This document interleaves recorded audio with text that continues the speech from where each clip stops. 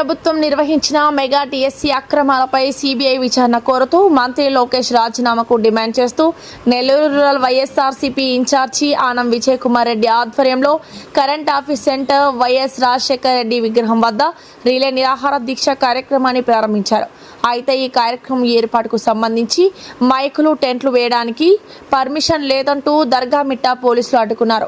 ఈ సందర్భంగా వాదనలు జరిగాయి. దీనిపై రూరల్ ఇన్ఛార్జ్ ఆనం విజయ్ కుమార్ రెడ్డి మాట్లాడుతూ తాము ఎప్పటిలాగే ప్రజలకు ఎలాంటి అసౌకర్యం కలగకుండా శాంతియుతంగా రిలే నిరాహార దీక్షలు చేపట్టామని, పోలీసు వారి దగ్గర, నగరపాలక సంస్థ కమిషనర్ దగ్గర ముందుగా పర్మిషన్ కు దరఖాస్తు చేసుకున్నామని, తానే స్వయంగా ఫోన్లు చేసి పర్మిషన్ అడిగితే సంబంధిత అధికారులు ఇబ్బంది లేదని చెప్పారని, తీరా మేము కూర్చున్న సమయంలో వచ్చి ఉద్దేశపూర్వకంగానే ఆటంకాలు సృష్టిస్తున్నారని ఆయన ఆరోపించారు. ఎవరెన్ని ఆటంకాలు సృష్టించినా తమ పోరాటం ఆగదని తెలిపారు. ఈ కార్యక్రమంలో వైఎస్ఆర్సీపీ కార్పొరేటర్లు, నాయకులు, కార్యకర్తలు పాల్గొన్నారు.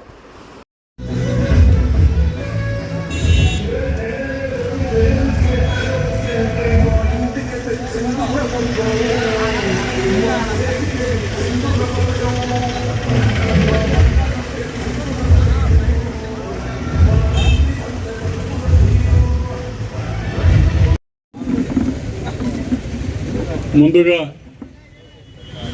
మా పార్టీ పరిశీలకులు, ఇన్ఛార్జీలు ముందరు రావాల్సిందిగా కూర్చున్నాం.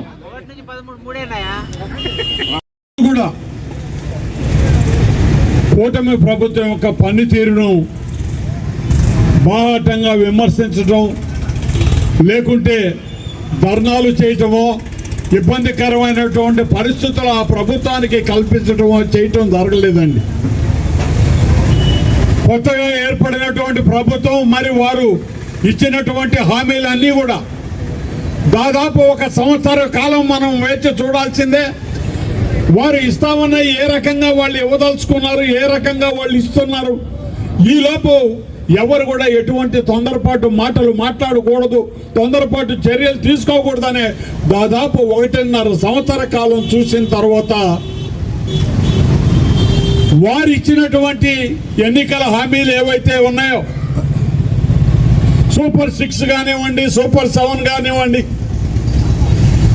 ఏవి కూడా వారు చెప్పిన విధానంలో అవి నెరవేర్చకపోవటంతో 1.5 సంవత్సరం తర్వాతనే వైఎస్ఆర్ కాంగ్రెస్ పార్టీ కూటమి ప్రభుత్వాన్ని తగు సూచనలు ఇవ్వటమే జరిగింది తప్ప వాళ్ళని హెచ్చరించడం కానీ, వాళ్ళని విమర్శించడం కానీ కూడా చేయలేదండి.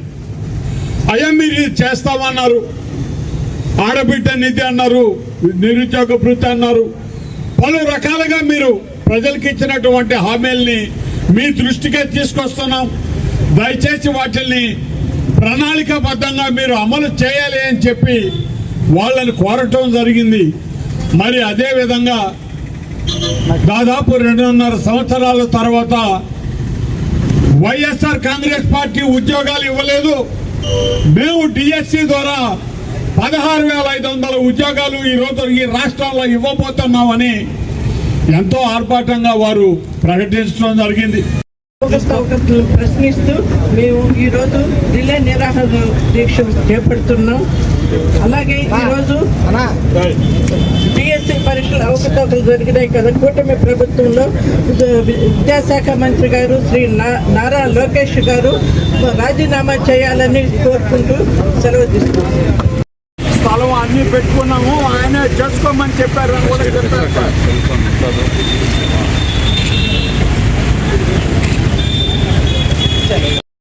మున్సిపల్ స్థలాల్లోనే ఉంటాయని అంటారు, లేదంటే పోలీస్ అనుమతి కావాలంటారు.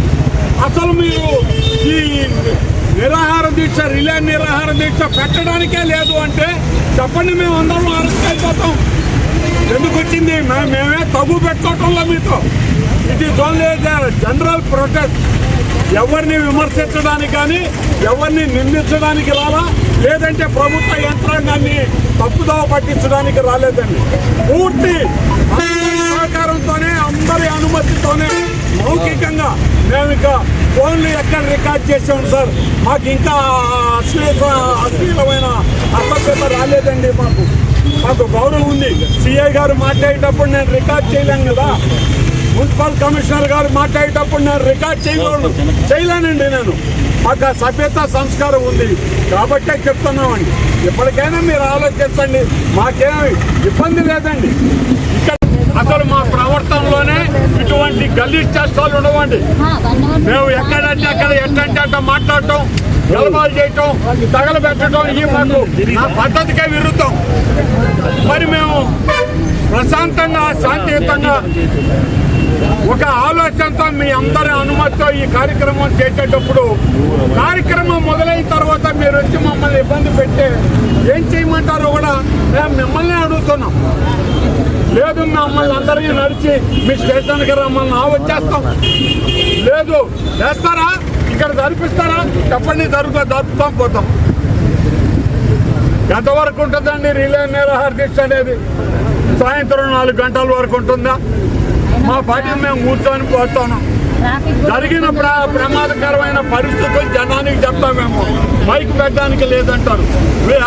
మైక్ చలానా కట్టి మైక్ పర్మిషన్తో పాటు మేము డిఎస్పీ గారు ఆఫీస్లో ఇచ్చాం, చేసుకోమన్నారు.